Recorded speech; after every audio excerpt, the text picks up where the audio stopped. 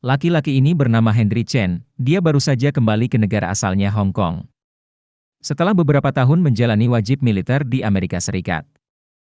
Sejak saat itu, Henry berhenti menjadi tentara dan memutuskan untuk memulai karir mengajar di sekolah SMA di mana dia bersekolah dulu, sebuah sekolah menengah bernama Taxi Secondary School.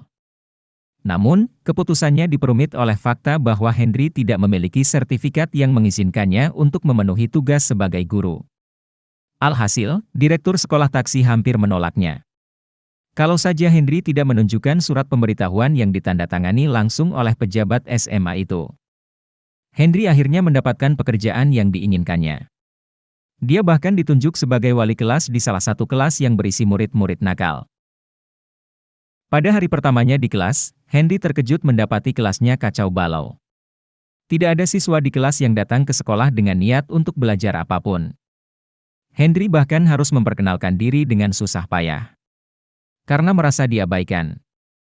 Dia berjalan berkeliling menyapa siswa dan mengomentari apa yang dilakukan siswa tersebut.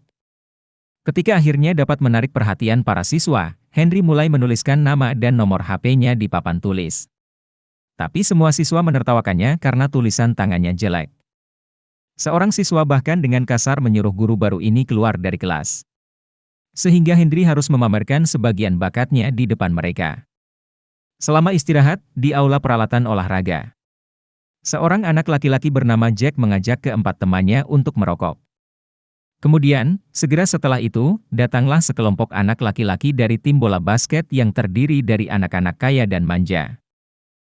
Mereka selalu memandang rendah Jack dan keempat temannya hanya karena mereka miskin. Di hari itu juga Jack berniat melancarkan balasan atas hinaan yang selalu mereka terima.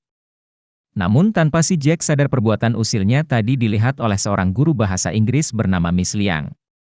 Miss kemudian memberinya hukuman dengan menyalin kalimat tersebut hingga 20 lembar kertas. Empat temannya yang lain juga menerima hukuman yang sama. Namun, bukannya menuruti, kelima anak itu malah mempermainkan Miss Liang. Keesokan harinya sekolah tersebut dikunjungi oleh Dinas Pendidikan. Mereka datang untuk melakukan penelitian setelah sekolah tersebut memiliki reputasi terburuk di Hong Kong. Di sisi lain, ketika Pak Henry masuk ke kelasnya, para siswa di kelas menyiapkan jebakan untuk menyambutnya. Namun dengan refleks yang luar biasa, Pak Henry menghindarinya. Dia kemudian mendekati Jack dan memaksanya untuk menyerahkan rokok yang selalu dibawanya. Henry kemudian mengajukan pertanyaan kepada salah satu teman Jack bernama Zulfa dan menyebutkan 3 kandungan dalam rokok. Zulfa menjawab dengan benar dan Henry langsung menyuruhnya pulang. Seisi kelas langsung menjadi antusias. Mereka semua minta dipulangkan. Kemudian Pak Henry menarik perhatiannya dan meletakkan 1 batang rokok di meja siswa. Tujuan Pak Henry adalah mengedukasi masyarakat tentang bahaya merokok bagi kesehatan. Tapi sepertinya mereka tidak akan menganggapnya serius. Berkat gaya penjelasannya yang keren dan mudah, para siswa ini tertarik untuk serius. Setelah selesai, Pak Henry memintanya mengembalikan rokok yang ia letakkan tadi. Di kantin sekolah saat jam istirahat. Sekarang giliran anak-anak basket untuk membalas dendam pada Jack dan kelompoknya. Jalan kekerasan tidak bisa dihindari. Sayangnya, kerusuhan itu berakhir dengan Jack dan keempat temannya dikeluarkan dari sekolah. Tentu saja, Jack merasa keputusan kepala sekolah itu tidak adil. Mengapa hanya 5 orang yang dikeluarkan sementara anak-anak tim basket yang selalu merugikan keuangan mereka tidak dihukum sama sekali? Saat Henry berhasil meyakinkan kepala sekolah. Kelima, bocah ini diberi kesempatan terakhir untuk berubah pikiran. Tapi Jack, yang sudah kecewa, memutuskan untuk tidak mengambil risiko itu. Henry kemudian mencoba mencari tahu tentang latar belakang kelima muridnya. Dimulai dari Zulfa, dia adalah putra seorang imigran Pakistan yang didiskriminasi secara rasial dengan keinginan untuk menjadi seorang musisi. Selanjutnya, seorang mahasiswa laki-laki bernama Denan, yang sejak kelahiran anak ini telah mengecewakan ayahnya karena sangat menginginkan anak laki-laki. Bahkan setelah mencoba memenangkan simpati ayahnya dengan mengubah penampilannya sebagai anak laki-laki, dia tetap tidak mempedulikannya. Terlebih lagi ketika Denan memiliki adik laki-laki yang lebih disayang ayah. Lalu anak ketiga dan keempat adalah anak kembar bernama Danny dan Kenny. Ketika keduanya masih kecil, ibu mereka melarikan diri dengan pria lain, yang lebih kaya dari ayahnya. Sejak itu, sang ayah menjadi pecandu alkohol. Sejak kecil, Dani harus bekerja keras mencari uang untuk keluarganya. Henry terobsesi dengan video game hanya untuk melarikan diri dari kenyataan. Dan bagaimana dengan Jack? Sayangnya, Henry tidak menemukan informasi apapun tentang latar belakang keluarga Jack. Sebenarnya Jack sendiri bekerja sebagai pelayan di sebuah restoran pada malam hari. Malam itu seorang tamu bernama Tuan Luo datang.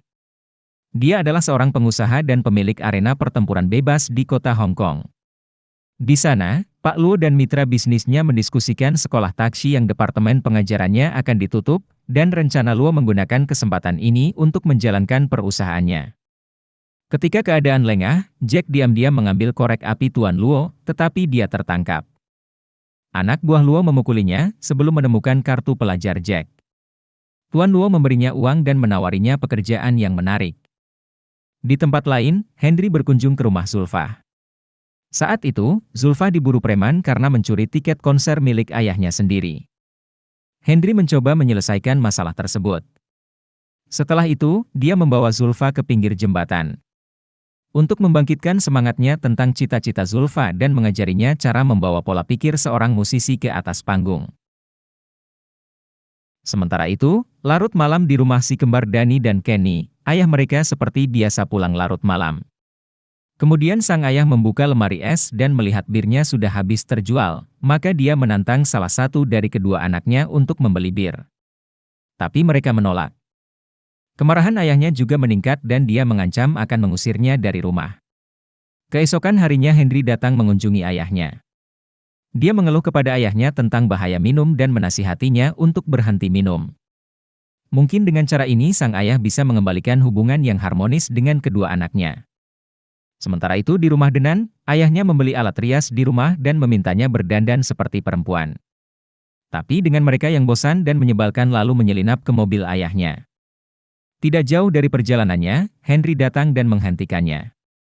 Henry menasihati dan melarangnya mengemudi karena tidak memiliki SIM. Henry kemudian membawanya ke lintasan. Tanpa sadar Henry mengajak ayahnya juga dan mereka mengadakan perlombaan. Ya, sayangnya mobil balap itu mengalami kecelakaan. Namun untungnya, dia berhasil menyelamatkan diri. Sang ayah hanya merasa bersalah dan menangis karena mengira telah kehilangan putrinya. Sejak saat itu kamu memahami sesuatu yang sangat berharga bagi seorang ayah. Keesokan harinya, Henry membawa semua muridnya, termasuk Dani dan Kenny.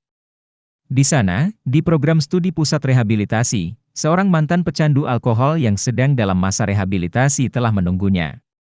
Ternyata orang yang menunggu mereka adalah ayah dan Kenny. Dalam wawancara, salah satu siswa menanyakan bagaimana Bapak memulai.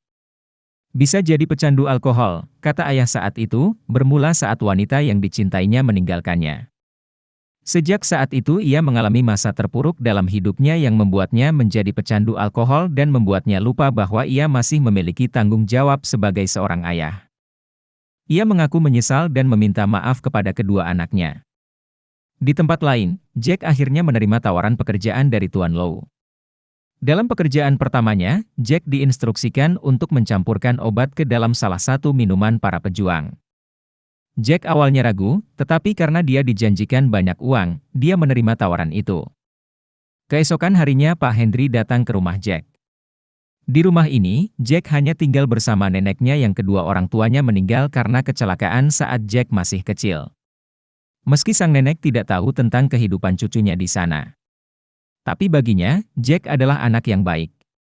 Jack memberitahu neneknya kemarin bahwa dia saat ini memiliki pekerjaan paruh waktu dengan seseorang dalam pelatihan tinju.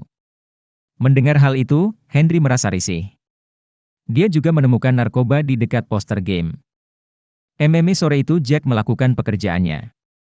Sayangnya, penjaga melihat apa yang terjadi.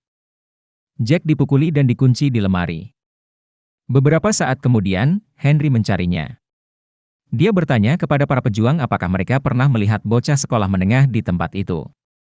Namun, dengan tatapan tidak ramah, orang-orang menyuruh Henry pulang sebelum meninggalkan tempat itu. Jack menelepon dari lemari untuk meminta bantuan, mendorong Henry untuk melancarkan serangan. Henry bahkan bisa mengalahkan petarung terbaik di arena yang akan bertarung. Setelah itu, Jack mencoba mengungkap kebenaran tentang siapa Tuan Luo kepada polisi. Namun Luo terus melarikan diri hingga akhirnya lolos dari penangkapan setelah luka-lukanya dirawat. Henry lalu membawa Jack pulang. Sepanjang jalan, Jack melihat neneknya bekerja cukup keras di sana. Dia berpikir untuk kembali ke sekolah dan belajar keras untuk meringankan beban neneknya. Sementara itu, setelah kejadian tadi malam, berita perkelahian antara seorang guru SMA taksi menjadi viral. Kini Pak Henry sangat dihormati dan dipuja oleh siswa SMA taksi. Kilas balik menampilkan kisah Henry saat menjadi siswa di sekolah takjil sebelumnya. Dia nakal seperti dia dan bahkan murid yang paling sulit dikendalikan. Bocah ini sangat jahat sehingga dia dipindahkan ke sekolah di Amerika. Beberapa tahun kemudian, Heinrich memutuskan untuk bergabung dengan tentara. Awalnya dia mengira perang bisa membawa kedamaian, tapi dia salah. Kemudian dia mencoba mencari tahu sendiri apa arti kedamaian dengan berkeliling dunia. Ketika dia menemukan elang dan mengingat cara hidup elang, seberapa jauh elang itu terbang, dia kembali ke tempat asalnya untuk membesarkan generasi baru. Akhirnya Hendra memutuskan untuk kembali ke Hong Kong. Dia bertemu dengan kepala sekolahnya dulu dan orang itu merekomendasikan dia untuk mengajar di sekolah takjil. Sejak Henry menjadi guru idola sekolah, para siswa aktif belajar dan kini semua orang menantikan ujian masuk universitas yang akan datang. Namun tidak demikian dengan Kenny. Dia merasa sulit untuk berkonsentrasi pada studinya karena terus-menerus bermain game. Oleh karena itu, tidak mengherankan jika ia meraih hasil pretest terburuk dari semua siswa. Pak Henry mengambil langkah untuk membantunya belajar. Tapi sudah depresi. Dia merasa paling bodoh bahwa bocah ini memutuskan untuk mencoba bunuh diri. Untung nyawanya terselamatkan. Media dalam kasus ini membesar-besarkan berita tersebut. Pada akhirnya, banyak orang tua siswa di sekolah takjil yang protes agar anaknya dipindahkan ke sekolah lain. Sebagai wali kelas Kenny, Henry menjadi orang yang paling disalahkan oleh Dewan Pendidikan. Kualifikasinya sebagai guru dan metode pengajarannya yang bertentangan dengan kurikulum dipertanyakan. Akhirnya, Kementerian Pendidikan memutuskan untuk membatalkan izin mengajarnya. Dengan kata lain, Henry dipecat. Sejak hari itu, siswa kelas 3 SMA Taji setuju untuk belajar 2 kali lebih giat dari biasanya. Mereka melakukan ini untuk membuktikan kepada Dewan Pendidikan bahwa memecat guru yang baik itu salah. Dan kalaupun nilai siswa tahun ini bisa naik nanti, sekolah taksi tidak boleh ditutup. Berita ini didengar oleh Tuan Luo. Dia mengancam tidak akan bisa menjalankan usahanya jika sekolah taksi tidak ditutup.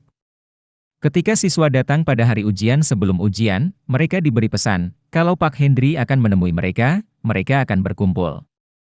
Namun ternyata itu adalah trik yang digunakan Tuan Luo untuk mencegah siswa tersebut lulus ujian. Namun siapa sangka Pak Henry juga akan datang ke sekolah dan menjadi penyelamatnya. Saat duel 1 lawan 1 dengan Luo di sini pun terungkap.